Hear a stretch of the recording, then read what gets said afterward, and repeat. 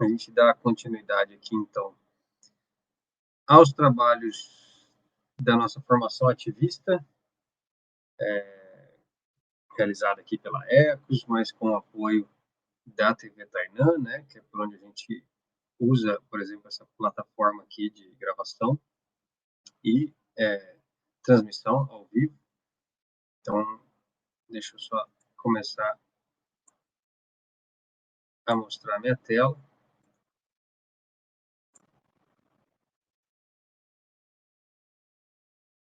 E aqui está. Muito bem. Portanto, esse aqui é o site, né, da formação ativista. A gente utiliza aqui o Google Sala de Aula, né, como plataforma de conteúdo. E a gente tem todo o conteúdo aqui, como já estão sabendo quem vem acompanhando aí as aulas. A gente já teve 6 videoaulas, né? Na última, inclusive, a gente falou sobre os Panteras Negras, né? Esse movimento norte-americano. Falamos um pouco das nossas atividades aqui nas aldeias culturais. Falamos do MTST e de livros, né? Um livro das heroínas negras brasileiras. E também do que a gente chamou de provérbios aqui na nossa organização, citando aqui o Quarto de Despejo e o Brasil Tumbeiro, 2 livros que nós consideramos importantes para essa formação. Então, lembrando que a gente já passou aqui na nossa Bíblia ativista, pelo Velho, pelo Novo Testamento, né? Pelo Evangelho segundo Marighella, que dialoga muito com o que nós vamos falar hoje. O Evangelho segundo Frida e Modotti, Zapatistas, Palmares, Panteras Negras, e agora estamos chegando, então, a aprender um pouco com Rosa Luxemburgo, né? E, antes de eu entrar, de fato, aqui no conteúdo da Rosa Luxemburgo, né? Como eu disse também, para ficar gravado aqui, a gente tem esse apoio aqui do pessoal da Tainã, então as nossas transmissões e os nossos vídeos ficam aqui projetados, né? A Tainã é uma casa de cultura aqui em Campinas, e que tem um histórico de ação social, cultural muito importante aqui para a cidade, tá? Quem não conhece, conheça tanto a Tainã quanto a TV Tainã, certo? Aqui o site da Tainã e a TV Mocambos, Rádio Mocambos, enfim, toda a organização e o trabalho deles aqui. Dito isso, vamos para o nosso primeiro conteúdo. Eu ia até, a gente está com alguns probleminhas técnicos ainda, mas ia começar nossos trabalhos aqui com essa música, né, da Clementina de Jesus, Cangoma Me Chamou. Quem não conhece, então fica a dica para conhecer, que é uma música que faz a gente se levantar, vamos assim dizer, né? Então, no refrão diz que a gente estava dormindo, mas Cangoma me chamou e disse: levanta povo, porque o cativeiro já acabou. Então, uma poesia popular, tá? Essa música, e eternizada aqui na voz da Clementina de Jesus. Mas como eu não vou poder tocar aqui por alguns probleminhas, vamos seguir direto para falar da Rosa Luxemburgo. E aí, dentro aqui da nossa formação ativista, nós temos esse conteúdo, né? As leituras desse conteúdo são, primeiro, esse site, 100 anos sem Rosa Luxemburgo, Uma Vida pela Revolução, que é um artigo, né, do Brasil de Fato, esse que está aqui, ressaltando a importância dela. Nós vamos passar um pouco por esse artigo. E aqui um vídeo, né, falando da atualidade da Rosa Luxemburgo, que é esse vídeo que está aqui, que por si só, uma videoaula curtinha, da Fundação Rosa Luxemburgo. Então, ninguém melhor do que eles para falar sobre ela, né? Mas também temos aqui como leituras complementares o livro, Reforma ou Revolução, livro escrito por Rosa Luxemburgo, que a gente considera muito importante, porque essa é a grande pergunta, né, de muitos movimentos de esquerda, muitos movimentos sociais, né? Depois daquela primeira grande pergunta, né, o que fazer, né, que Lenin propôs lá atrás no seu livro, aqui na sequência, inclusive de Lenin, vem a Rosa e diz, tá, mas reforma ou revolução, né? E ela vai dissertar sobre isso. Então tem aqui as dicas desses livros, direto do editor aqui desse livro, na expressão popular. Se você clicar no link da formação, ele te leva para o site da editora. Esse é um dos livros que ela escreveu, tá? Mas ela escreve ela tem vários escritos teóricos, né, sobre a política comunista, socialista, tá? Então fica a dica aqui desse livro, que você também, caso você não possa comprar, pode estar lendo. Esse livro escrito e revisto, escrito lá na década de 1900, e ele traz essa pergunta, né? Reforma, Revolução. E tem aqui o conteúdo todinho dele. Não é um livro grande, tá? Então, tranquilo para ler, muito interessante. Bom, partindo para nossa parte aqui, deixa eu só me organizar. A gente tem aqui, então, esse artigo do Brasil de Fato, né? O jornal popular aqui do movimento social brasileiro.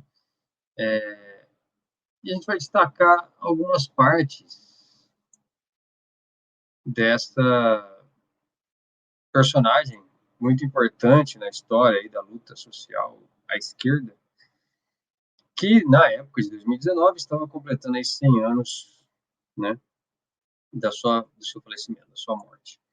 Mas aqui a gente traz um pouco das teorias políticas dessa dirigente, né, marxista, que ecoaram ao longo da história e permanecem atuais. Por quê? Porque, como a gente tem visto aqui nas videoaulas, a gente tem falado bastante sobre a teoria e a prática, de preferência quando elas andam juntas, né? Ou melhor, nós temos falado justamente quando elas andam juntas, né? E a gente traz aqui com a Rosa Luxemburgo mais um exemplo disso, em vida, né, dela, mas também no seu pensamento, porque a gente também está trazendo aqui um viés, um olhar sobre o pensamento daqueles que realmente trabalharam por revoluções, por movimentos sociais, etc. Né? Ou seja, um pensamento que também é prático, uma teoria que também é calcada na prática, né? Não só aquela extremamente acadêmica e filosófica. Bom, o que vamos dizer de Rosa Luxemburgo, que é essa senhorita aqui, né? Não vou passar o artigo inteiro, não é tão grande, mas vou destacar algumas coisas, vou falando aqui. Então, por exemplo, ela fundou a Liga Spartacus, né? O que foi a Liga Spartacus? Lembrando que nessa década de 1900, 1910, né, pré-revolução socialista russa, ou soviética, haviam muitas ligas. Esse nome liga era muito comum nessa época, que seriam espécies de partidos ou movimentos, mais do que. Ela, então, talvez tenha sido a Rosa, uma das personagens ou históricas mais importantes para o socialismo, para a fundação do comunismo na Europa. Né? Estamos falando ali do começo de tudo isso, nessa formação da Liga Spartacus, e principalmente na Alemanha, a atuação dela.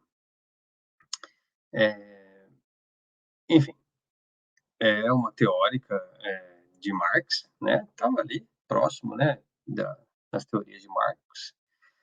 E a obra dela, né, ela fala sobre como o capitalismo gera necessariamente a desigualdade entre as classes, indivíduos e países.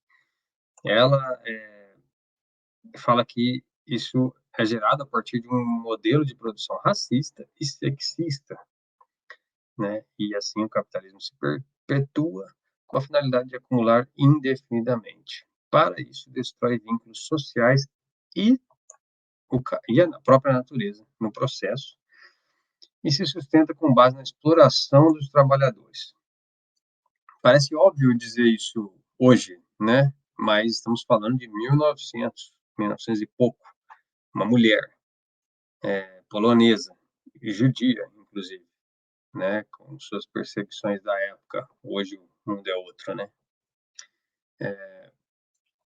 E naquela região ali, Polônia, Alemanha, né? Onde eles eram mais perseguidos, e estava ali lutando, fazendo o comunismo nascer e já trazendo essa esse entendimento de que o capitalismo ele também se perpetuava através de um modelo de produção racista e sexista, né, destruindo a natureza e os vínculos sociais por onde passasse. Obviamente, como já dizia Marx, baseando-se na exploração dos trabalhadores. Ela foi além ao dizer que não é bem só isso. Tem, essa exploração passa por um conteúdo extremamente racista, sexista e etc. Então, ela traz um complemento importantíssimo à teoria de Marx, que hoje pode parecer óbvio, mas não era assim ainda naquela época. Ela traz esses elementos, né, para a roda, vamos dizer assim. Ela também argumenta que o capitalismo precisa da desigualdade entre homens e mulheres para se reproduzir. Ou seja, não é apenas a desigualdade entre proletariado, né, os trabalhadores, e os donos dos modos de produção, os capitalistas. Não, é também aí uma desigualdade entre homens e mulheres, entre raças e etc. Né? Em especial, ela trata, em determinado momento na sua teoria, sobre a questão do capitalismo como já como arma global, né, como arma expansionista e como modelo expansionista para colonizar. Algo que aconteceu e muito logo após ela trazer essas teorias, né, ela já via isso acontecendo. E foi o que mais aconteceu com a colonização da África, com a colonização do Oriente, né, e, enfim, da Ásia e da própria países ali da Europa, a anexação, né, e da América Central e do Sul, Norte também. Mas ela trazia já desde o início essa questão, viu? Não é apenas aqui a relação patrão-trabalhador. Tem mais nessa história aí, porque ele vai procurar outros meios de sempre, o capitalismo, né?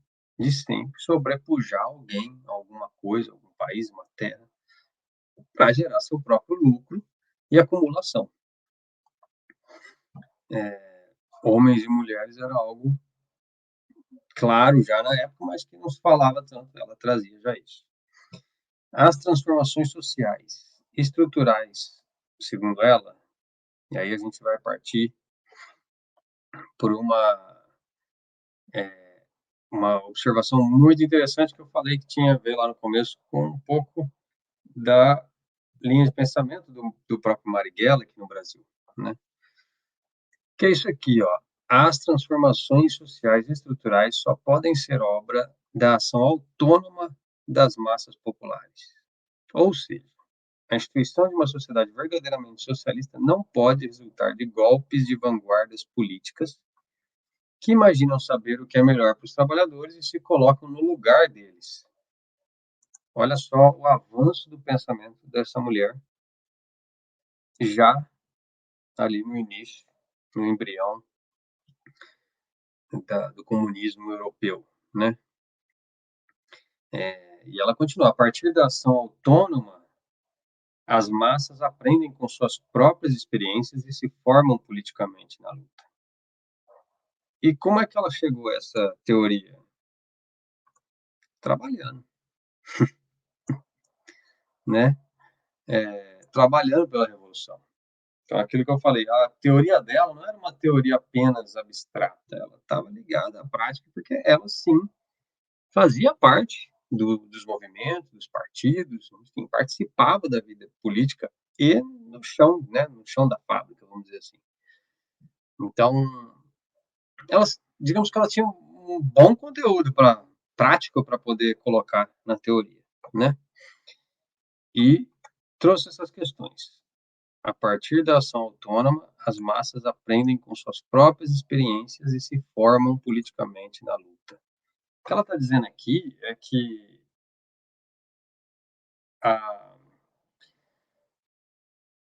as massas, quando ela fala massa, hoje em dia tem uma conotação diferente, mas na época ela está dizendo dos trabalhadores, né, ao povo. Ele aprende experimentando, né? Nós, né, aprendemos experimentando, fazendo, mais do que apenas lendo.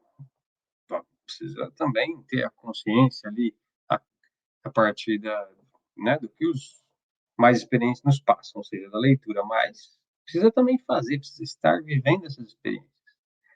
Ou seja, a prática, como diria Marighella, é o critério da verdade, né?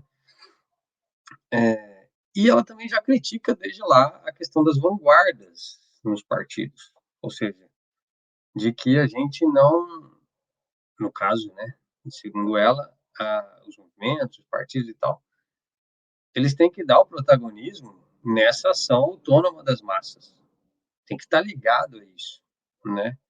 E não em decisões e golpes de vanguardas políticas, que se acham donas dos partidos ou das seções e que vão dizer o que fazer sem consultar ninguém, ou coisa do tipo.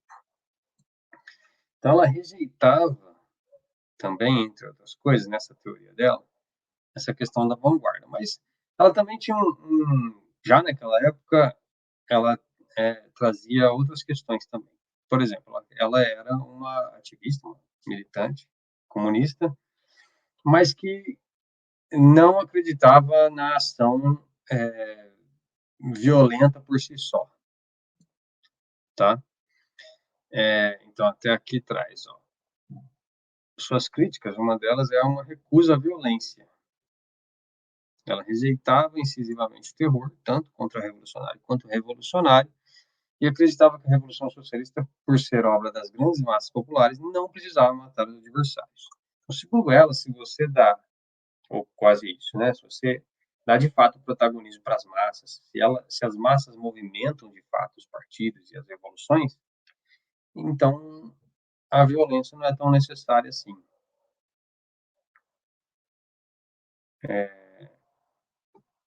Né? Segundo ela, se você tem o povo ao seu lado, aquele que domina o povo se torna pequeno, e aí você não precisa de agir de formas muito violentas e nem terroristas, entre aspas, né? Ou seja, nem de ações diretas com armas, etc., para recuperar esse poder. Bom, essa é a forma que ela pensava com relação a isso também, né? Então ela era uma pacifista já também nessa época. Bom, voltando para aquela questão, aqui também traz um pouco sobre isso, da questão reforma ou revolução, né? E o que eu posso pincelar aqui sobre isso rapidamente é que ela dizia que as reformas só fazem sentido no interior de uma estratégia que tem por norte uma revolução. Ou seja, a resposta dela é revolução. Porém, não excluindo o caminho das reformas. O que ela quer dizer é, as reformas podem servir a um propósito, uma estratégia que leva à revolução, né, a tomada de poder pelos trabalhadores. Mas se for a reforma apenas isoladamente, para melhorar uma situação em si, sem um objetivo estratégico maior, essas reformas acabam sendo perdidas assim que as classes dominantes virem que, peraí, isso aqui está nos ameaçando, e aí eles vão lá e tomam de volta ou desfazem aquela reforma. Isso é uma leitura que, de novo, pode parecer muito óbvia hoje em dia, né? Mas estamos falando ali de 1900 e pouco. E ela contribuiu para que ela já dizia isso há muito tempo, antes de ver tudo isso acontecer de fato, vamos dizer assim. Porque nós temos aqui no Brasil mesmo, né, uma referência clara de que as reformas elas são necessárias, elas melhoram e tudo mais, mas assim que a classe dominante, né, o centrão, ou a direita exacerbada, se vê acuada, a primeira coisa é aplicar uma contra-reforma, fazer aquela reforma, por exemplo, da Previdência, que tira todos os direitos em vez de colocar. Fazer a reforma trabalhista que tira os direitos em vez de colocar. Então, até a palavra reforma foi dominada pelos dominantes ultimamente, quando eles se sentem mais acuados, né? E aí toca a gente de novo para recuperar os direitos e tal. E aí ela diz que isso não tem muito sentido, desde que, a não ser que tivesse realmente um foco, uma estratégia voltada para uma revolução mais permanente, né? Enfim, como eu disse, ela não era uma pessoa que só pensava e escrevia, né? Ela materializava, inclusive, o seu pensamento, testava os seus pensamentos na ação concreta, construiu organizações revolucionárias, como a Liga Espartacus, que eu citei no início, e o próprio Partido Comunista Alemão veio disso. Construiu muitas lutas políticas de chão de fábrica e de trabalhadores, combateu concretamente e participou em vários processos revolucionários, ativamente. Então, não é como se fosse apenas uma pessoa que gostava de escrever, né? Tanto que ela e o companheiro dela, esse Karl, não sei falar o nome, eles foram pegos justamente numa emboscada, saindo de uma manifestação em frente de uma fábrica, que é uma imagem até que remete a uma imagem que corre bastante na internet da Rosa, e foi uma morte marcada pela perseguição política, pela Europa, ficou muito esclarecido. Trotsky, inclusive, que tinha pensamentos divergentes dela, mas respeitava muito ela, tanto Trotsky quanto Lenin. Ela era muito respeitada no seu pensamento, porque era uma pessoa, de fato, que entendia o que estava falando, né? E Trotsky dizia que os dois eram exemplos de militantes que morreram em pé frente ao inimigo e que, portanto, todos os militantes do comunismo internacional deveriam seguir em pé frente ao inimigo, em nome de Rosa e Karl. Então, ela foi exemplo até na morte, né? Na forma de enfrentar o Estado capitalista.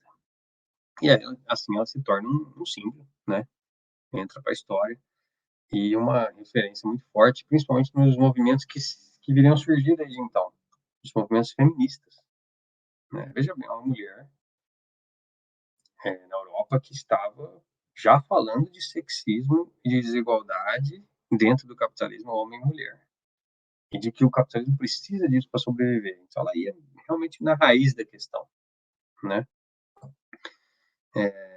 Enfim, ela traz como símbolo, a figura dela é um símbolo para muitos movimentos feministas, né? De hoje em dia, até hoje em dia, né?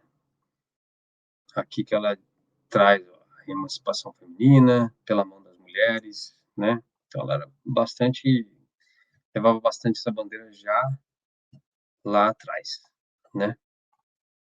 Então, é isso, gente. É um artigo muito mais completo do que eu falei aqui, eu dei uma pincelada apenas, mas muito interessante para conhecer esse pensamento e a forma como ela agia, né, dentro da Europa, dos movimentos ali na época, e por que ela é tão importante. Bom, melhor do que eu falar é a gente ouvir quem entende um pouco mais, né? Então eu vou até aqui dentro que é melhor, porque aqui cheio de propaganda, né? Mas não vai sair o som, né? Putz, eu esqueci disso. Acho que eu vou ter que passar isso daí também. Bom, vou deixar como dica esse vídeo que está aqui, dica não, como conteúdo mesmo, né? Esse vídeo da Fundação Rosa Luxemburgo, que entrevista, né? Esqueci o nome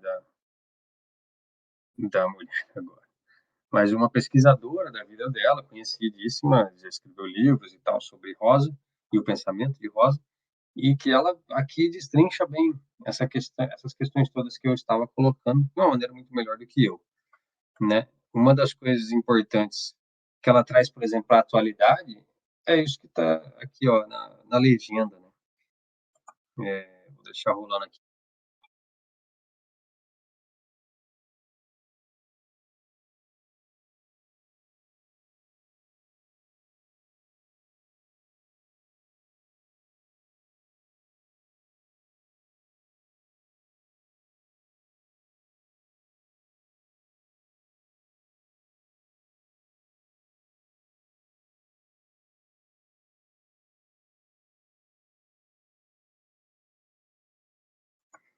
Essa frase, eu sei que o som não deve ter saído, mas a frase, você saiu melhor, né? Mas essa fala dela aqui é muito, muito interessante, porque traz justamente, e a partir daí o vídeo vai destrinchar melhor, o pensamento da Rosa a partir de um acontecimento recente, né, no Brasil, e que no qual eu concordo plenamente. 2013 foi uma chance perdida, porque a esquerda não estava preparada, a esquerda estava pensando em outras coisas, né, brasileira, a esquerda brasileira estava pensando em outras coisas naquela época, e quem catalisou com aquele movimento todo de massa, né, a ação de massa espontânea, de certa forma, por um lado, né, mas que depois foi dominado, foi capitaneado pela direita e deu no que vivemos a partir de então, né. Então eu queria, deixa eu só pegar aqui o nome, não me faltar.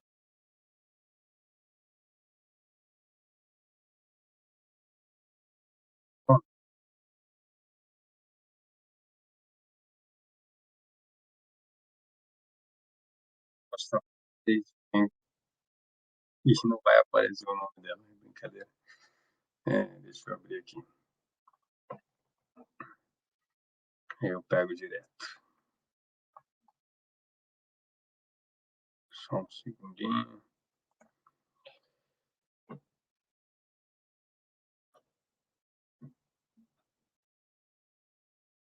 Isabel Loureiro, pronto. Desculpa, eu esqueci o nome dela. Mas é uma pesquisadora, uma professora que trata muito dessa questão da Rosa Luxemburgo e que tem propriedade bastante para falar, né, sobre tudo isso. E ela traz muitas questões interessantíssimas nesse vídeo. É um vídeo curto, 10 minutinhos aí, dá para ver o que ela pensa sobre o modo de produção capitalista, a Rosa, e a partir da análise dessa professora. Ela fala aqui dessa questão de como o capitalismo mercantiliza ali todos os domínios da existência, como ele coloniza não só as pessoas, mas as terras, né, e tudo mais, né? E é muito interessante. Então,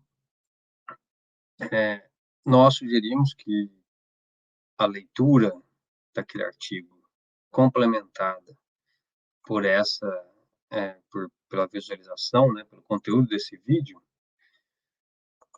contemplaria aí o que seria o pensamento, né, e a crítica, e o pensamento, e a ação da Rosa Luxemburgo, e mostraria essa importância toda que ela tem na Europa, né, teve na Europa, mas não só lá, porque tudo que ela fez lá reverberou, né, ressoou no resto do mundo. Critica aqui, ela explica um pouco mais essa questão de quando o partido está afastado da massa, né, isso não corresponde, não dá em nada, né, enfim, muito interessante. Então, fica aí a dica desse conteúdo, Evangelho segundo Rosa Luxemburgo, o livro que ela escreveu, o artigo sobre ela e o vídeo da professora Isabel falando um pouco mais do pensamento dela. Certo? Rob, você quer comentar alguma coisa sobre Rosa Luxemburgo, que você conhece, alguma coisa que faltou falar por aqui? Não, acho que é isso mesmo, acho que é principalmente essa reflexão que ela traz no livro, acho que é muito importante para as pessoas, né, para os movimentos, do quanto é possível reformar um negócio que engole tudo que toca. Mas, enfim, é isso.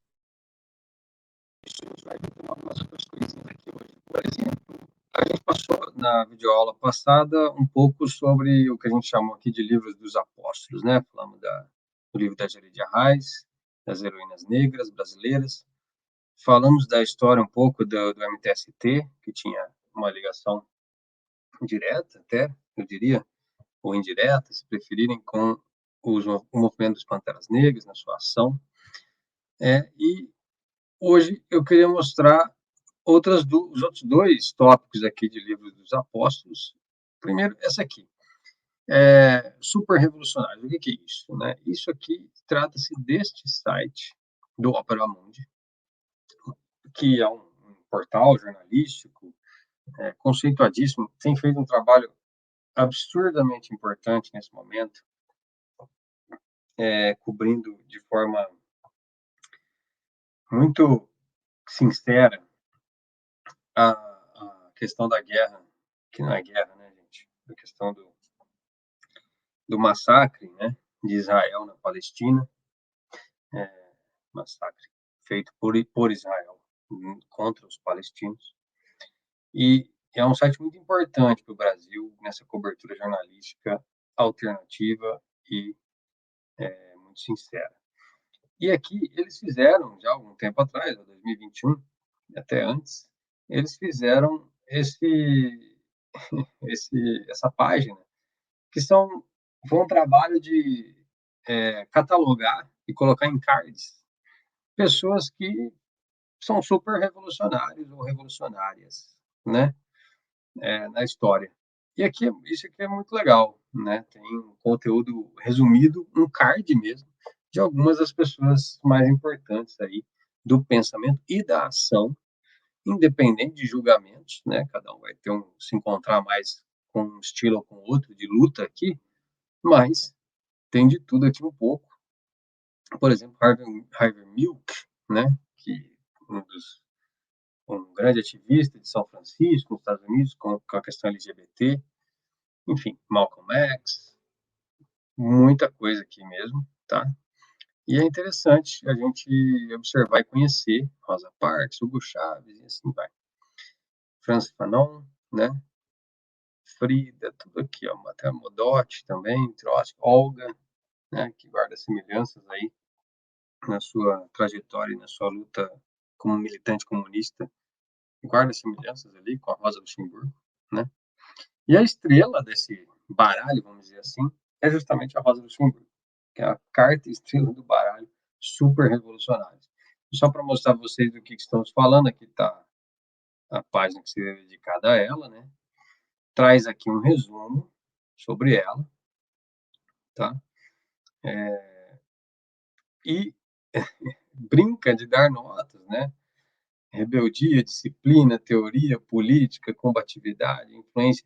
E desta forma ele vai ensinando, né? Quem foi, o que ela fez, por quê, né?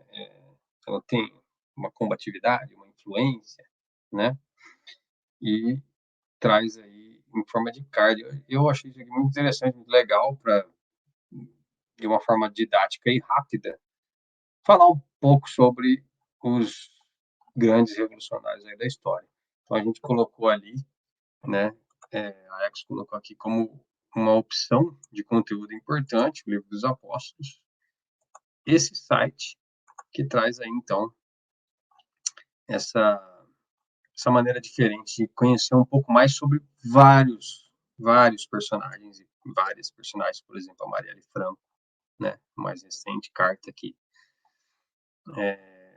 e que, enfim, traz um pensamento muito condizente, por exemplo, com o que Rosa dizia, né? Só que para a atualidade, ó, o corpo negro é elemento central na reprodução de desigualdades, está nos cárceres repletos, nas favelas, periferias designadas como moradias. Coisa que já observava lá a Rosa que iria acontecer, ou que já acontecia em menor escala naquela época, e aqui a Marielle falando já a partir da experiência real dos tempos atuais. Então é quase como um diálogo entre as duas, né?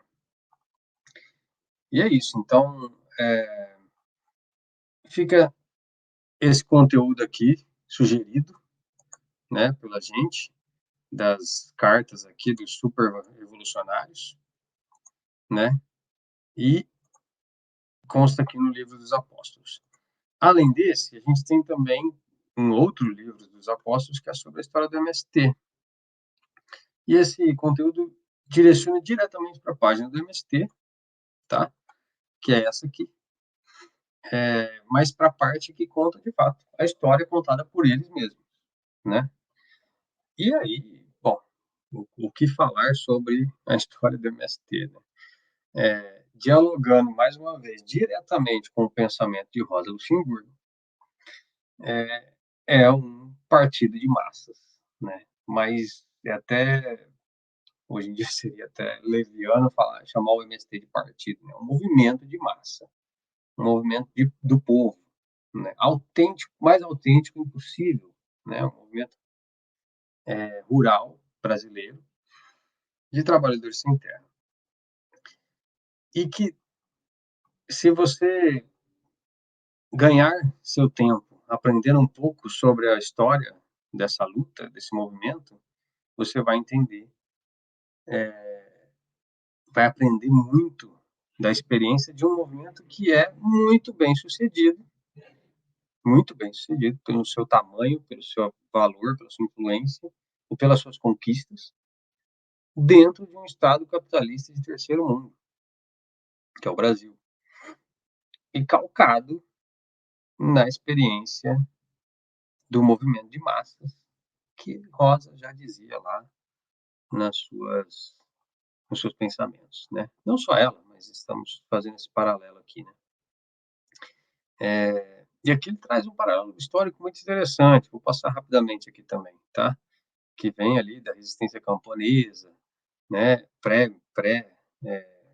Pós-escravidão, né? O movimento sem terra foi criado no final dos anos 70, na verdade, começa a se articular no final dos anos 70, oficialmente lá no começo dos anos 80, né? Se cria, e aqui ele traz essa história, né? E aqui é interessante essa parte aqui, né? Que a semente para o surgimento do MST talvez já existia quando os primeiros indígenas se levantaram contra a mercantilização e a apropriação pelos invasores portugueses do que era comum e coletivo, a terra, o bem da natureza. Isso aqui é a prática do que Rosa já dizia que iria acontecer, né? Como imaginar o MST sem o exemplo de Sepete Araju e da comunidade Guarani em defesa de suas terras sem males, da resistência coletiva dos quilombos ou de Canudos, ou sem o aprendizado e a experiência das ligas camponesas ou do movimento de agricultores sem terra, Master. Por tudo isso, nos sentimos herdeiros e continuadores das lutas pela democratização da terra e da sociedade.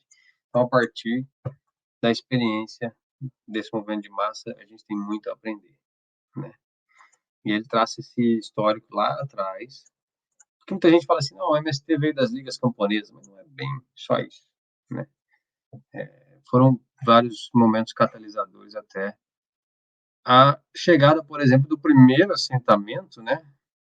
Acampamento sem terra, que foi esse, a Encruzilhada Natalina, lá no Rio Grande do Sul. Então, nasce sim lá no Rio Grande do Sul.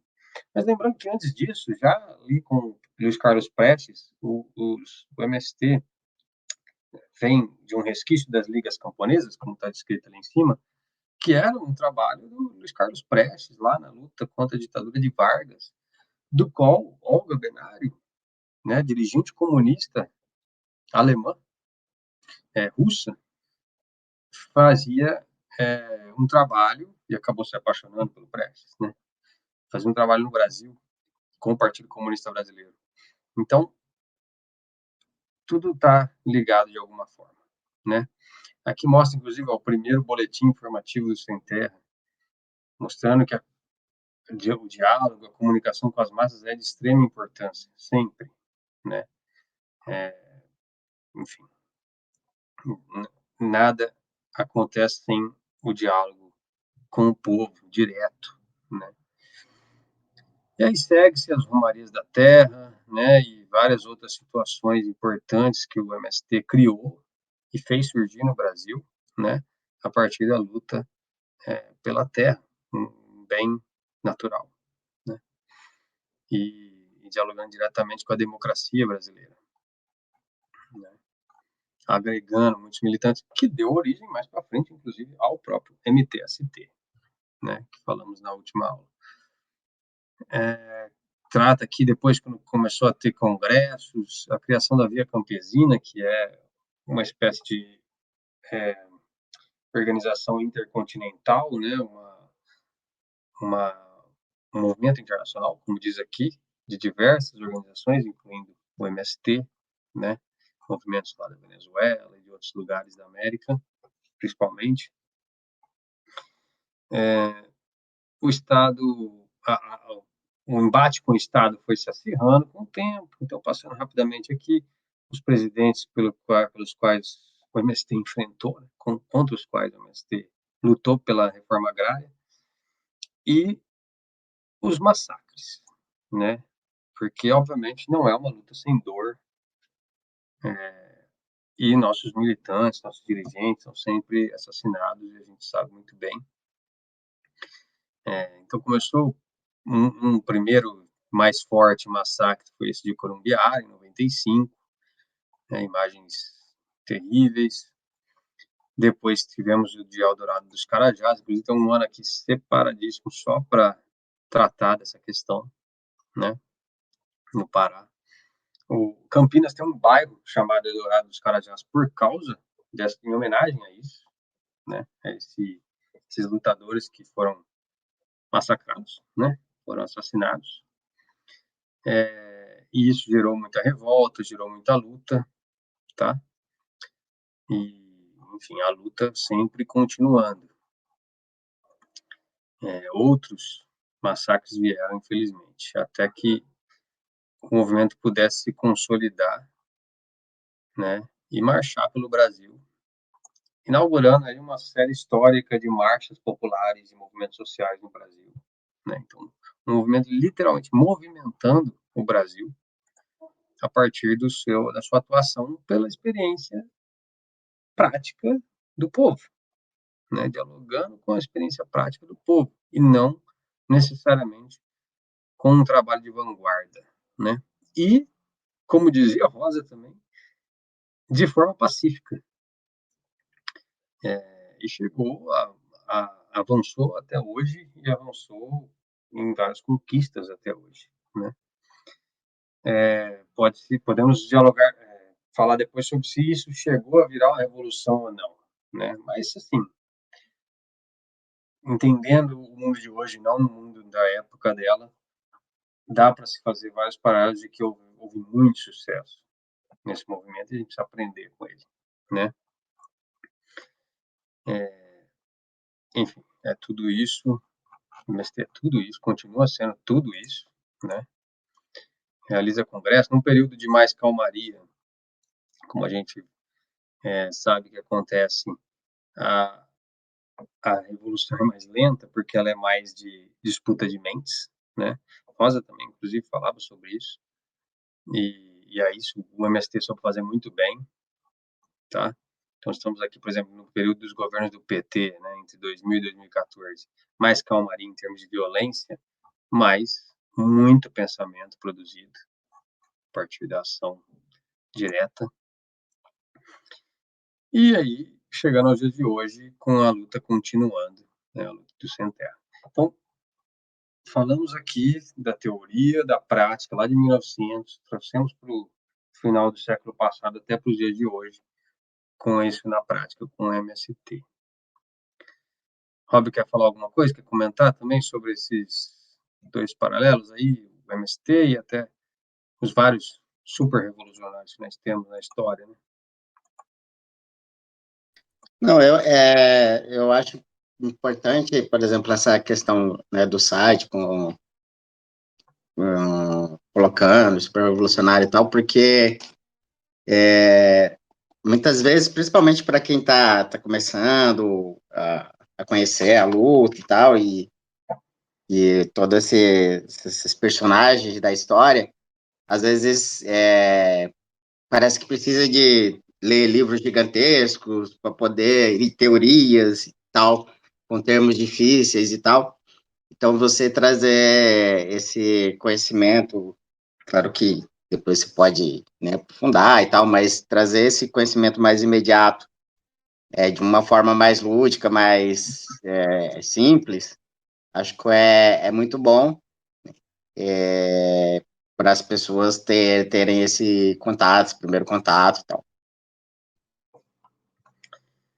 É isso. Por problemas técnicos não é possível, mas até iria terminar essa primeira parte do MST, fazer essa transição entre MST e Che Guevara, com o clipe aqui do GOG, né? A música do GOG, que é Fogo no Pavio,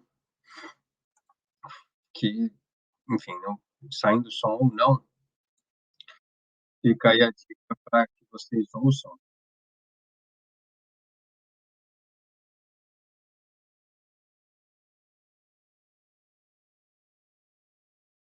E é isso. Então, fica isso aí como dica cultural aqui, o nosso salmo. E aí, a gente chega, de fato, no evangelho, no último evangelho aqui da nossa Bíblia ativista, que é o Evangelho segundo Ti, tá? Não poderíamos deixar de falar de Cuba, né, e de Che Guevara, e expressar o que foi a sua importância, né? Nós estamos localizados aqui logo abaixo de Cuba e sabemos muito bem da influência toda que ela teve, a Revolução Cubana, né? E não foi a única nesse continente, não foi a única tentativa, mas talvez tenha sido a única revolução com sucesso que permanece até os dias de hoje, né? Revolução de fato, de tomada de poder, né, pelos trabalhadores, pela classe mais à esquerda e mais abaixo, né, que expulsou o seu ditador do país, ditador capacho norte-americano, etc, etc.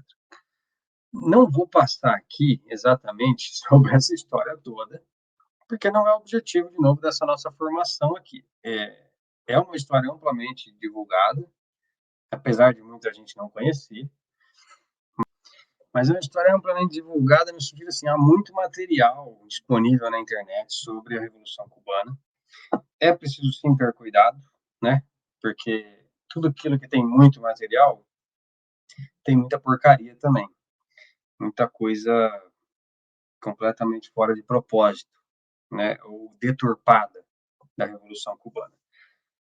Aqui a gente colocou como Evangelho segundo Che, né? Ernesto Che Guevara, porque a partir do caminhar dele, a partir do caminho que ele percorreu para somar nessa revolução, que não foi feita por ele, por exemplo, muita gente associa diretamente, mas ele é um personagem importantíssimo dessa história, mas não foi o único. E mas o caminhar dele é um caminhar que nos leva até lá, né? Por quê? Temos até no nosso ali na formação, no nosso cineclube ativista, 3 filmes sobre ele: o Diário de Motocicleta, dirigido por um brasileiro, que explica um pouco desse caminhar, né, de um argentino em formação ainda, né, como médico, que vai literalmente pegar uma moto junto com seu primo e viajar a Argentina acima, né, pela América do Sul. Pode parecer, pode não, parece até hoje absurdo isso, porque né, mas uma motinha, uma lambreta, eles foram para conhecer a América, entender algumas coisas. Foram com objetivos de formação, né, acadêmica, mas acabaram se encontrando de outras formas, né? O primo dele até voltou antes, se eu não me engano, ele ficou por mais tempo viajando, cuidando de doentes pelo caminho, mas mais do que isso, aprendendo com o povo, na prática, e entendendo como o capitalismo de terceiro mundo, sul-americano ou latino-americano, funcionava na prática. Então, para poder ser quem ele foi, né, que hoje em dia é divulgado em todas as mídias, né? Esse aqui é uma história em quadrinhos, tem livros, tem filmes, tem etc. Ele percorreu na prática, fez essa andança pelos caminhos de miséria do povo latino-americano. Miséria com relação a doenças, a saneamento, né, a saneamento básico, a questões de saúde, e me fugiu a palavra agora, mas com relação aos sistemas de saúde pelos países latino-americanos, mas também de fome, de moradia, de tudo, de condições, né, de vida. Então esse filme mostra muito bem, lógico, é um filme um pouco romantizado, claro, é um filme, né? E as pessoas às vezes têm umas críticas que eu não entendo, viu? Ah, não, mas o filme romantiza um pouco, cara. Não foi filmado ele de verdade, né? Tem que ter um diálogo, tem que ter algumas coisas inventadas no meio que as pessoas acham que aconteceu. Então não é 100% oficial todas as falas dele no filme, antes que alguém pense assim. Mas ele retrata muito bem essa parte da história dele, conhecendo a América Latina, se indignando, se endurecendo, né? Aí que endurecer-se, pero sim perder a ternura jamais, né? Como ele dizia, aprendendo o quanto era necessário haver uma revolução dos trabalhadores, das trabalhadoras, do povo contra os dominantes desse continente, né? Desde os espanhóis até hoje em dia. No caso de boa parte da América do Sul e desde os portugueses até hoje em dia, no caso do Brasil.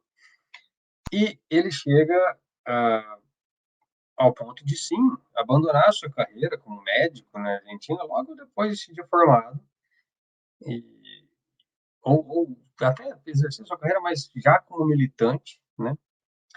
E aí, em Cuba, acontece alguns eventos importantíssimos para a nossa história, e ele vai se somar a esse pessoal num segundo momento, inclusive. Mas no nosso conteúdo, e eu vou passar por isso, esses momentos mais importantes, nas palavras dele. Mas, a princípio, a gente indica uma leitura que pode ser essa aqui, que a gente indica lá, a gente sugere, que é uma história em quadrinhos da Conrad, da editora Conrad, chama-se Tio, uma biografia, escrita e desenhada por Kim Yong-hue, tá? É como um mangá, que né, a juventude gosta, mas mais do que isso, porque também, né, como sabemos, quadrinhos não são só para crianças, nem só para jovens, são para adultos também. E ele traça um paralelo com os dias atuais desse quadrinho. Então ele é muito interessante, por isso que a gente sugeriu ali. Então ele começa nos dias atuais, assim, dos anos 2000, né, quando foi escrito. Ele começa com um paralelo como esse, com sei lá, uma criança correndo com o rosto do Che Guevara na camiseta. E aí, a partir disso, ele vai construindo e trazendo a biografia do Che Guevara, contando a história mesmo dele, desde a Argentina até Cuba, até África, até Bolívia, quando de volta, aliás, até Cuba de volta e depois Bolívia, para por entender que a revolução tem que ser internacional, não só num lugar. E aí ele foi lutar na África, foi lutar na Bolívia e de lá acabou sendo assassinado. Então, um quadrinho interessante eu tenho aqui, mas que as pessoas podem adquirir de forma barata. Usado, obviamente, não é um quadrinho novo, né, para adquirir, mas a gente dá essa dica por quê? Porque, vou mostrar aqui novamente, porque é uma leitura rápida, uma leitura gostosa, uma leitura fácil, né? E que dá um panorama muito interessante. Ela não é abstrata também, ela tem conteúdo, mas de uma forma fácil e rápida. Então você acha, por exemplo, na estante virtual por R$ 13, né? R$ 15, aí 20. Esse, como acho que é coreano, então não é mangá, se fala de outra forma, mas é uma história em quadrinhos que conta a história dele. Tem só isso daqui? Claro que não, né? O que mais tem é livro sobre Che Guevara, certo? Então a gente indica esse. Mas você pode ler qualquer livro sobre a biografia dele, se você quiser uma biografia mais aprofundada, mais densa, obviamente que basta procurar. A gente indica, por exemplo, os livros da expressão popular, que a editora que inclusive edita livros com o pensamento dele aqui no Brasil, né? Então, vou dar uma passada aqui, por exemplo, O Pensamento de Che Guevara, escrito por Michael Lowy. Livros que tratam sobre o pensamento dele, é uma outra indicação nossa, tá? De novo, nossa formação é voltada para como pensavam os ativistas, né? Os revolucionários, e como eles faziam na prática a coisa de fato funcionar, né? E esse é um bom livro para isso também. Mas a gente também coloca aqui um link para um escrito do Che, que, na nossa opinião, resume muito bem o pensamento dele com base na experiência prática de Cuba, tá? Nós vamos passar por ele. Antes, destacamos aqui também como complementar um outro escrito dele, uma mensagem a tricontinental, né? Que é onde ele fala criar 2, 3 numerosos Vietnã, que é sobre essa política internacionalista de expansão do comunismo, do socialismo, né? E aí a gente também deixa o link aqui, um documento mesmo, de 67, onde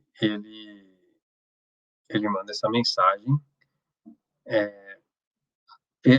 isso aqui publicado pelo Partido Africano da Independência da Guiné e Cabo Verde, onde ele também foi extremamente importante, né, e influente. E aí ele traz o pensamento dele sobre essa questão de que precisamos expandir a revolução, né, para a África, para os outros lugares, porque somos nós, né, é o nosso povo também, e que precisa ser libertado. Enfim, não vou passar por isso aqui, essa é uma leitura complementar, mas fica aí essa dica, escrito por ele, né? Toda a nossa ação é um grito de guerra contra o imperialismo e um apelo vibrante à unidade dos povos contra o grande inimigo do gênero humano, os Estados Unidos da América do Norte, na época, e talvez ainda hoje. Qualquer que seja o lugar onde a morte nos surpreenda, seja ela bem-vinda, se o nosso grito de guerra puder chegar a uma orelha receptiva, e se uma outra mão empunhar as nossas armas, e se outros homens se levantarem perentórios com cantos fúnebres, com crepitar das metralhadoras e novos gritos de guerra e de vitória. Ou seja, ele está conclamando as pessoas à revolução mundo afora, né? Mas vamos ficar aqui no socialismo e o homem em Cuba, para entender um pouco, para além da biografia pessoal dele, da trajetória dele, como eu já citei aqui um pouco, para entender um pouco do como ele pensava com base na ação prática que ele vivia, né?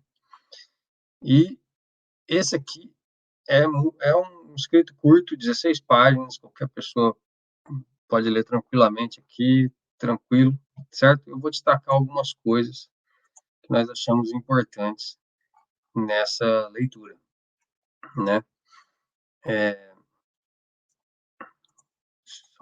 Aqui. Então, algumas coisas importantes. Ele vai tratar aqui, ele está escrevendo uma carta aqui, né? Aqui, Carlos Quijano, do Semanário Marcha de Montevideo. Então, está mandando uma carta para um companheiro, né? E aí, nessa carta, ele vai esboçar a história da luta revolucionária antes e depois da tomada do poder. E por isso que essa carta é muito interessante, tá?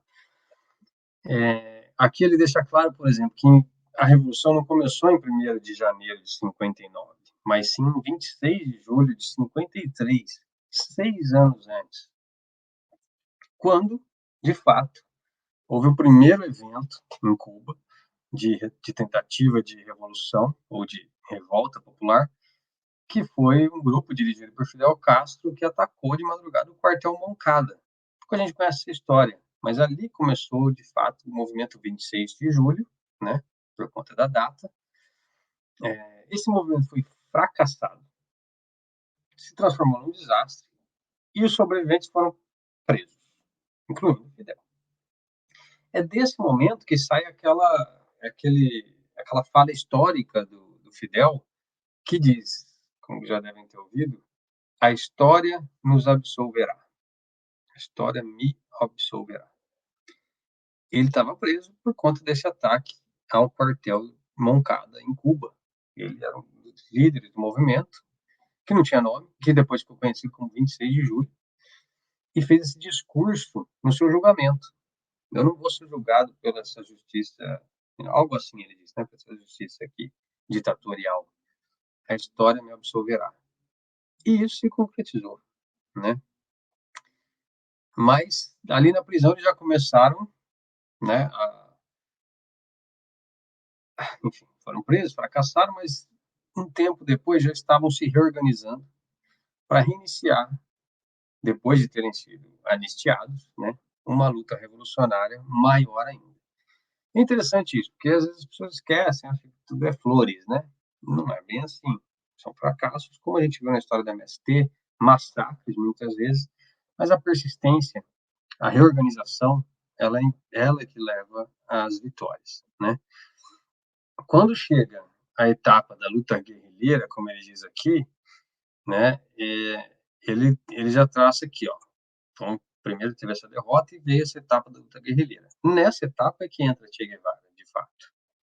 Ele vem da Argentina e de outros movimentos que ele participava e se junta à guerrilha quando a guerrilha resolve atracar na Baía de Cuba, né, na selva de Cuba. Dois ambientes diferentes. E aqui vamos ver um diálogo dele não intencional com a Rosa Luxemburgo, né? Podemos fazer esse diálogo aqui. Essa etapa da luta guerrilheira se desenvolveu em dois ambientes diferentes. O povo, massa ainda adormecida, que precisava ser mobilizada, e sua vanguarda, a guerrilha, motor impulsor do movimento, gerador de consciência revolucionária e de entusiasmo combativo.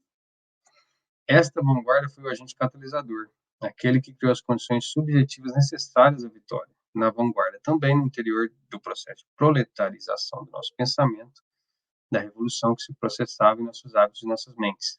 O indivíduo foi fator fundamental. Cada um dos combatentes de Serra Maestra, que é a selva de Cuba, e aí ele vai enaltecer esses combatentes, né? Alcançou um grau superior nas forças revolucionárias, tem só a ver uma história de fatos notáveis, era uma função desses fatos que era em função desses fatos que ele conseguia seus galões. Então veja bem, aqui ele está refutando um pouco a teoria de Rosa, né? Poderíamos pensar, mas vamos com calma que ele vai destrinchar um pouco isso, ou seja, ele dá a importância necessária, na opinião dele, para a vanguarda, que foi a guerrilha, uma vez que o povo, a massa, estava adormecida, né, segundo a análise dele. Mas ele continua, né, no trabalho de educação revolucionária deles mesmos,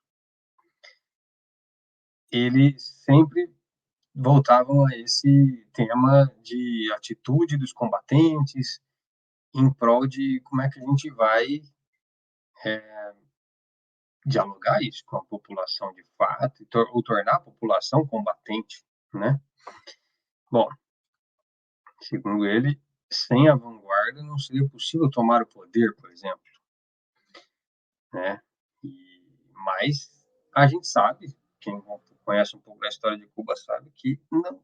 Quando ele diz vanguarda, aquele que ele está trazendo para os indivíduos mesmo.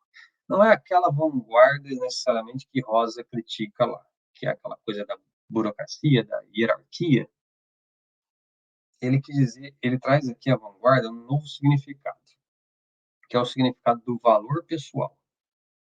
Aqueles que já estão mais preparados, aqueles que já estão mais prontos para o combate, né? Que Rosa inclusive já dizia lá, em tempos de mais paz, a disputa de mentes. Em tempos de guerra, em tempos de revolução, não tem tempo, na verdade. Você tem que estar se preparando conforme a coisa vai. E é disso que te trata aqui, desse tempo, o tempo da guerra na Cuba, né? O tempo da revolução, em que aqueles que estavam na vanguarda, ou seja, mais preparados, tinham que tomar essa dianteira, tinham que ser heróis, tinham que fazer sacrifícios absurdos para que pudesse, de fato, acontecer a tomada do poder e mobilizar a massa.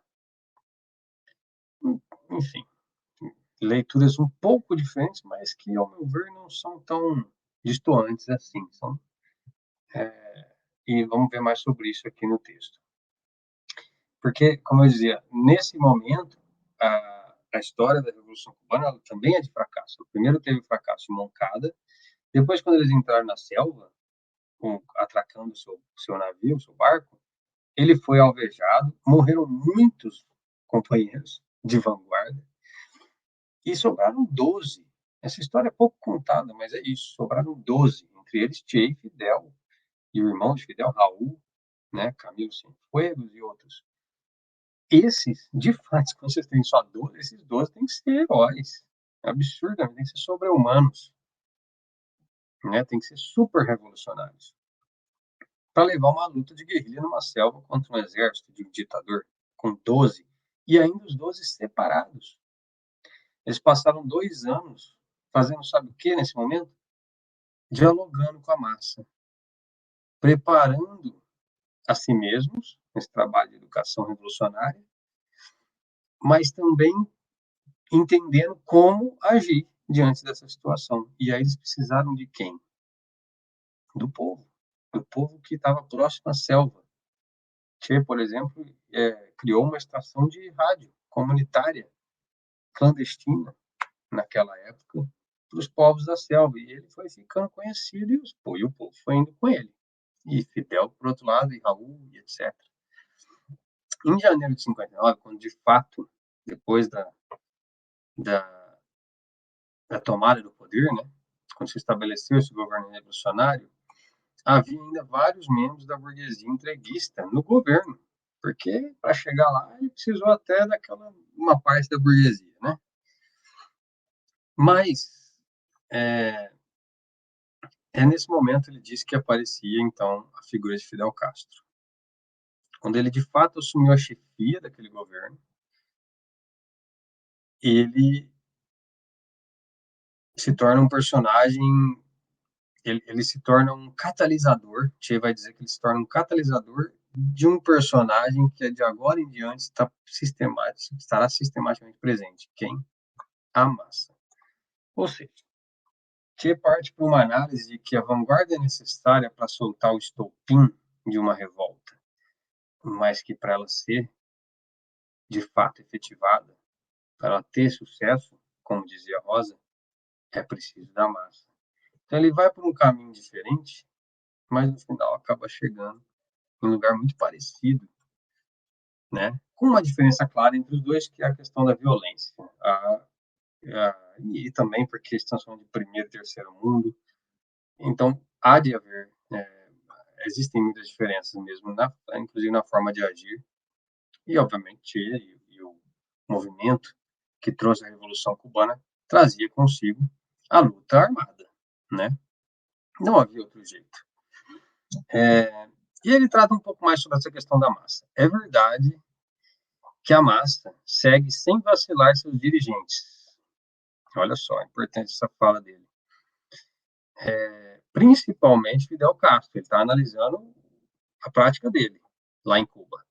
Mas o grau desta confiança que ele conquistou está em função precisamente da interpretação cabal dos desejos do povo, de suas aspirações e da luta sincera que ele travou para o cumprimento das promessas feitas. Veja bem, aqui ele trata de responder aquela outra pergunta que existe muito, é muito comum nos nossos meios, né? Até quando nós vamos ficar seguindo pastores? Até quando nós vamos ficar seguindo líderes e tudo mais? Pois ele mostra aqui que isso é sim verdade. A gente segue sim dirigentes, líderes, pastores, etc. Porém, esse grau de seguir, de confiança, ele só é duradouro, de novo. Ou seja, tem que ter uma figura de vanguarda, né? Mas ela só é real e eficaz e duradoura se essa pessoa tiver verdadeiramente a serviço do povo. O que subverte um pouco essa lógica, né? De que a gente segue sempre alguém. Mas e se esse alguém, na verdade, ele está lá só para cumprir o que a gente faz, o que a gente quer? Então, quem é que está seguindo quem? Enfim, é isso que ele trata aqui de, sim, a população segue, o povo que segue, precisa dessa figura ainda, mas ela só é essa figura porque o povo o quer lá e porque ele cumpre as promessas feitas com esse próprio povo, né? A massa participou na reforma agrária no difícil empenho de administrar as empresas estatais.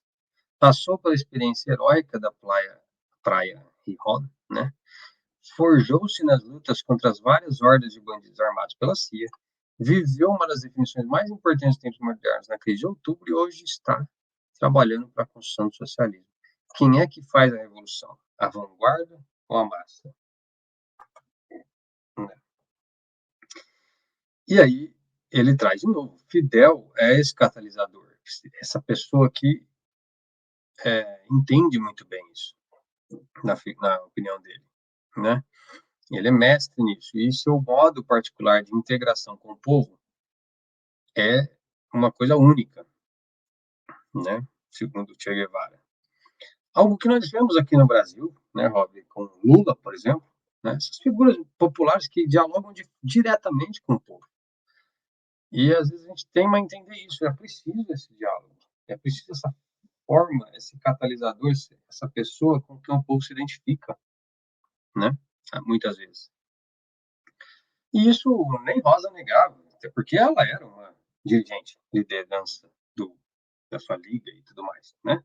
Não é essa questão, não é essa vanguarda que ela negava, mas aquela outra, né? Aquela que se distancia do povo, aquela que, enfim, se burocratiza. Bom, indo mais à frente aqui nas palavras do Che, ele ele vai citando, né? Enfim, ele fala da inter-relação de Fidel com o povo cubano. Ele vai citando mais sobre isso, né? E aí ele fala a nova sociedade, informação, e aí ele vai tratar, antes de eu falar, ele vai tratar de como essa sociedade, essa nova sociedade socialista, comunista, precisa ser, né? E aí ele também dialoga com Rosa, porque isso ele diz que se constrói no dia a dia, não é uma teoria pronta, né? E que, mais do que isso, ela é uma nova sociedade de informação que deve competir constantemente e muito duramente com o seu próprio passado. Isso é muito difícil. Aquele condicionamento do capitalismo, né? Então, ele diz que daí a importância de escolher corretamente um instrumento de mobilização das massas, né? Esse instrumento deve ser de índole moral, fundamentalmente, sem esquecer uma correta utilização de estímulo material, sobretudo de natureza social. Num momento de perigo extremo, ele vai além, ele diz: é fácil potencializar os estímulos morais para manter sua vigência. É necessário que se desenvolva uma consciência na qual os valores adquiram categorias novas. A sociedade, em seu conjunto, deve se transformar em uma gigantesca escola de si mesma. Aí estamos falando já de uma outra questão muito maior, né, dessa revolução permanente. Ele ainda diz assim: quando a revolução tomou o poder, produziu-se, no caso de Cuba, produziu-se o êxodo dos domesticados. Os demais, revolucionários ou não, viram esse novo caminho surgir. Então, houve sim ali as rupturas necessárias no primeiro momento, que não foram fáceis. E ele cita, por exemplo, aí, nesse momento, a arte ganhou um novo impulso e foi fundamental também a arte popular, né? E assim vai, né? Ele vai citando um pouco do que foi importante para essa consolidação de um novo caminho buscado por Cuba, né? Enfim, o próprio conceito da palavra liberdade, que antes era derrotar um ditador, né? Agora mudou. O que seria liberdade nessa nova sociedade? Os próprios revolucionários mantiveram muitas vezes uma atitude de reflexo do idealismo burguês na consciência, ou seja, tinha que romper com muitas coisas, né? Isso nunca é fácil para ninguém, né? Aqui ele fala o que eu estava seguindo falando. Enfim, ele termina dizendo que, ou termina, não, ele continua dizendo que o socialismo é jovem, comete erros, né? Nós, os revolucionários, carecemos dos conhecimentos e da audácia necessária para encarar a tarefa do desenvolvimento de um novo homem, né? Então ele faz essa autocrítica também, né? por métodos que sejam diferentes dos convencionais, a gente acaba caindo nos nossos vícios, né, nos nossos condicionamentos capitalistas, né? Isso está falando lá dos anos 60, 70, está se autoanalisando, está autoanalisando a experiência cubana, né? Enfim, e ele prossegue, tá? Prossegue e vai dizendo, vai destrinchando um pouco sobre essa experiência, e de extrema importância, muito rico essa carta, né? Ela traz muito conteúdo nesse sentido, interessante, de filosofia mesmo, de pensamento sobre o que estava acontecendo naquele momento, né? Enfim, deixa eu ver aqui o que mais que eu tinha anotado. Critica também algumas coisas necessárias. Aí ele volta na questão da, do partido e da vanguarda, né? Então ele parte para a questão de que, sim, o partido é uma organização de vanguarda, segundo ele, que seriam aqueles escolhidos, né, os representantes. Mas ele é minoritário, mas de grande importância, porque é nessa inspiração, nesse partido, que deve vir a sugestão do partido de massas. Então, o que ele quer dizer com isso? Que ele está dizendo que não podemos nos perder na burocracia e na hierarquia de virar um partido de vanguarda por si só, que é o que Rosa falava, mas sim de saber o seu lugar. Você é um representante, você representa ao povo, né? Aquela questão básica da política, né? E aí ele diz que esse trabalho significa, inclusive, elevar o povo em termos de consciência política, social, né? E não se aproveitar dele. E aí, quando ela tiver, né, seja lá quando seria isso, né? Ele não entra muito nesse detalhe, mas enfim, quando ela tiver um nível consciência política e produção social, coletiva e tudo mais estabelecido, é que aí estaria de fato pronto para um comunismo. E que o trabalho dessa vanguarda tem que ser para esse fim, para essa educação, né? Enfim, o revolucionário, ele termina dizendo que o revolucionário é o motor ideológico da revolução, dentro do seu partido, se consome nessa atividade ininterrupta, cujo cujo único fim é a morte, a não ser que a construção se realize em escala mundial. Por isso, ele buscava essa escala mundial, essa internacionalização da revolução. Se sua vontade de revolucionar diminui quando as tarefas mais prementes estão realizadas em escala local e se esquece o internacionalismo proletário, a revolução que dirige deixa de ser uma força impulsionadora e acaba num comodismo, né? E aí ele vai ressaltar para os seus companheiros que o internacionalismo dessa luta é um dever e uma necessidade revolucionária, porque dessa forma a gente inclusive educa os povos e não deixa as coisas retrocederem, porque senão no local a gente vai acabar se isolando e vai ser derrubado cedo ou tarde, né?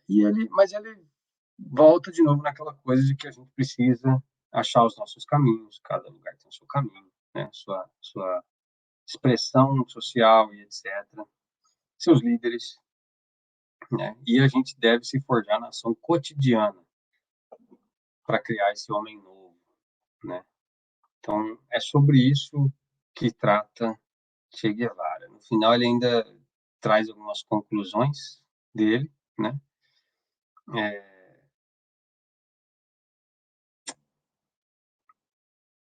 Que a que eu mais destaco aqui são essas duas. A personalidade desempenha um papel de mobilização e de direção, enquanto encarna as mais altas virtudes e aspirações do povo, e enquanto não se afasta do caminho. Essa aqui, nós nos forjaremos na ação cotidiana, criando um homem novo com uma nova técnica. Cita também que o caminho é longo e desconhecido, como eu vinha falando. Mas aí, só mais uma aqui, para terminar. O alicerce fundamental da nossa obra é a juventude. Depositamos nossa esperança nela e preparamos ela para tomar a bandeira de nossas mãos. E para ele a vanguarda é isso, é alguém que tem que ir embora, que tem que entregar o bastão e não ficar lá na ponta, né, segurando a bandeira. Então é isso o que eu queria passar sobre Tchê, um pouco do pensamento dele. Como eu disse, a gente não vai passar pela biografia em si dele, mas a gente indica a leitura desse quadrinho, mas também como o livro de pensamentos, ou mesmo livros biográficos dele. E a gente encerra, assim, a nossa saga aqui pela Bíblia Ativista, né? Com os evangelhos, com os testamentos, com os livros dos apóstolos, né? Falamos um pouco de Provérbios na semana passada, tem mais alguns lá para quem quiser dar uma olhada.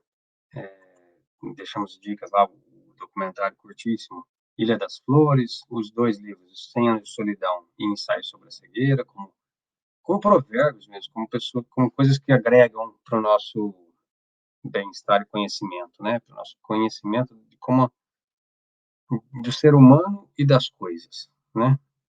E dos sistemas. E é isso. Eu acho que assim a gente vai encerrando por hoje. Passamos um pouco do tempo aí, 15 minutinhos, mas até nem tanto. Mas a ideia era passar aqui pelo Evangelho segundo Rosa Luxemburgo, pelos ensinamentos dela, pelo Evangelho segundo Che Guevara, pelos ensinamentos e pela vivência dele e dela também. Falar um pouco ali do MST e dos super revolucionários, que são vários.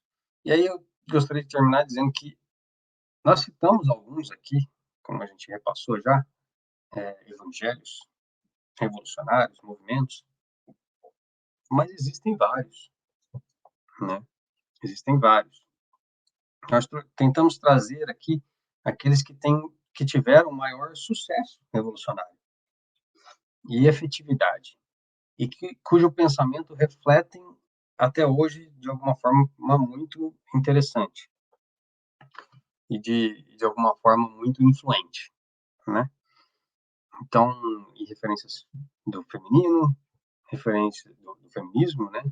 E da ótica feminina sobre essas lutas, referências do movimento, dos movimentos negros, dos movimentos latinos, né? Como os zapatistas, que tem origem indígena, o próprio MST, campesino, e aqueles revolucionários com os quais a gente se identifica mais, como Marighella, como Che Guevara e outros.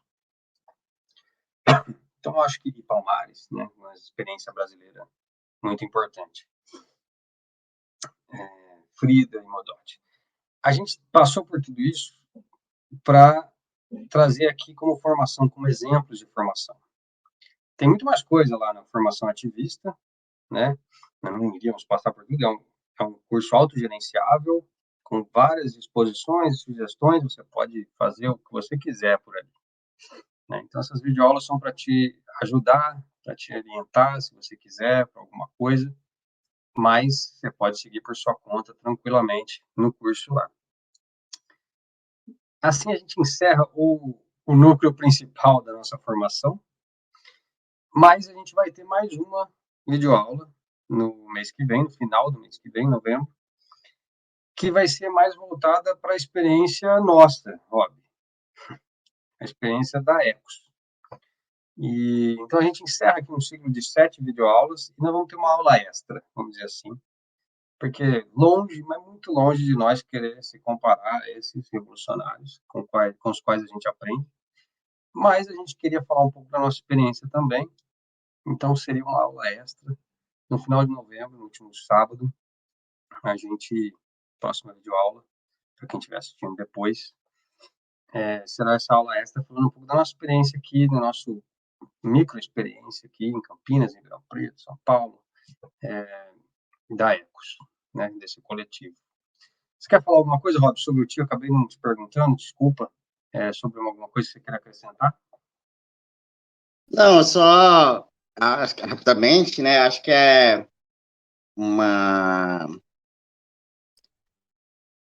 uma coisa que serve meio que geral, mas especificamente para para ele, que é essa questão que a direita faz muito, né? Que é transformar personagens tal, principalmente revolucionários, em vilões, né, demonizar as pessoas com histórias fantasiosas, né, as famosas fake news tal, e criando mentiras e tal. Então, acho que a importância só de ter contato com esses conteúdos, de ler e tal, um pouco da história e do próprio pensamento das pessoas, é entender a realidade na qual ela estava, como ela enxergava essa realidade, né? E as necessidades que são preeminentes de um movimento revolucionário, né?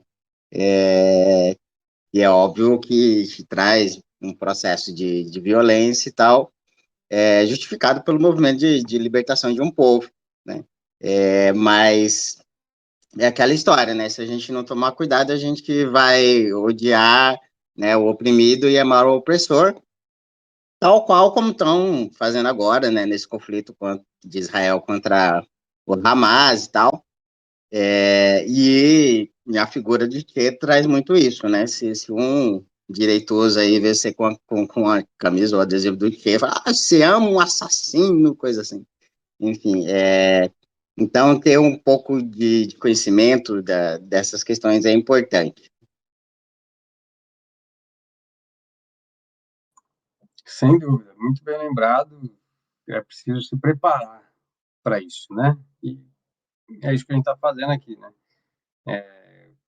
Conhecendo o lado certo das coisas, ou o que a gente acha que é mais certo das coisas, mas tomando muito cuidado aí para quem estiver assistindo, como você disse, com as fake news, que são as mentiras, com as mentiras que nos contam para nos manipular. Diferente da vanguarda proposta pelo Che ou da luta de massas proposta pela Rosa, que não tem, ao contrário, não tem nada a ver com dominação, com manipulação. É justamente o contrário, né? É o povo liderando, seja a vanguarda ou seja o movimento como um todo, é o povo sendo o norte da coisa, né? Muito bem, obrigado. E é isso, gente. A gente encerra aqui essa aula, voltamos na próxima com uma aula extra para trazer um pouco do nosso pensamento, do que a gente já viveu e etc. Mas temos alguma coisa para falar, certo? Obrigado aí, até a próxima então, valeu.